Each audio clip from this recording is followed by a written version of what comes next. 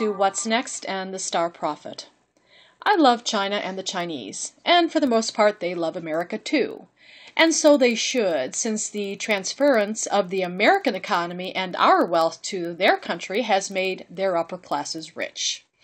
However, communism, while great in theory, has once again not favored the majority of the Chinese. China was the first foreign country that I visited way back before Hong Kong joined mainland China.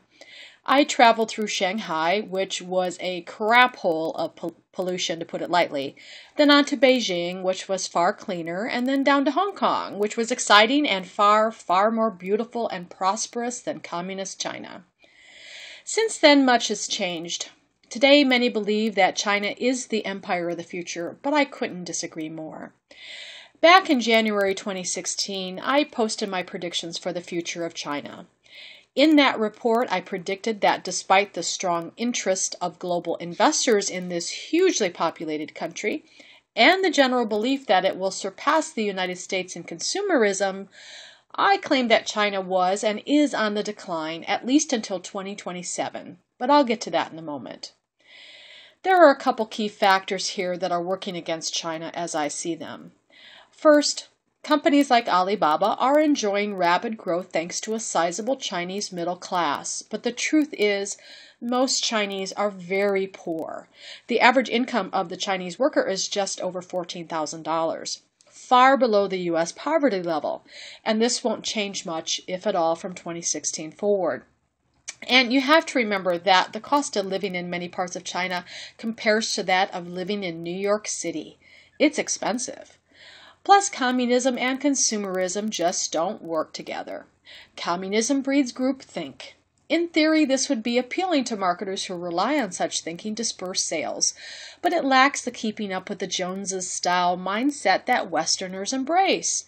To put it simply, the majority of Chinese just don't care about such things, especially in the face of poverty, lack of freedom, and epic levels of pollution. Just look at what's going on in Beijing and around the country. For the first time in Chinese history, they issued a red alert for pollution, the most severe warning to citizens of China on record. You might compare this to a nuclear winter, and it's something that I predicted would happen way back in early 2014. Here's what I wrote, and you can follow the link below to read the original prediction. If you think this is bad, just wait until 2016 when the Chinese experience a tidal wave of pollution that could kill a sizable chunk of their population. It will be the straw that breaks the country's back. What's worse, the Chinese economy completely relies on the West, and in particular, the United States. When the U.S. falls apart following the 2018 disaster that I've been predicting for several years now, so goes communist China. I also pointed out that the Hong Kong fishball freedom movement and Hong Kong's desire to maintain its democracy is boiling over into mainland China.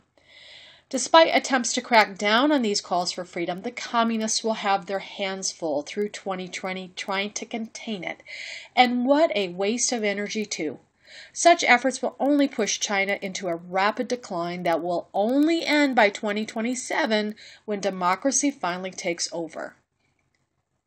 A catalyst to the transformation of China will be the surviving Texas and Southern California, or Texifornia as I call it, nation-state that will intervene and do its best to lift China out of its funk. The bottom line is that Texifornia, with its good old-fashioned American values, will play a heavy influence on the emergence of a new China in 2027. I personally can't wait to see what happens and wish the Chinese people well on their journey to democracy and a free market economy. These hardworking humans truly deserve it. For more details and predictions, be sure to check out the Star Prophet magazine, subscribe to this channel, and check out thestarprophet.com for more predictions and updates. Thanks for watching.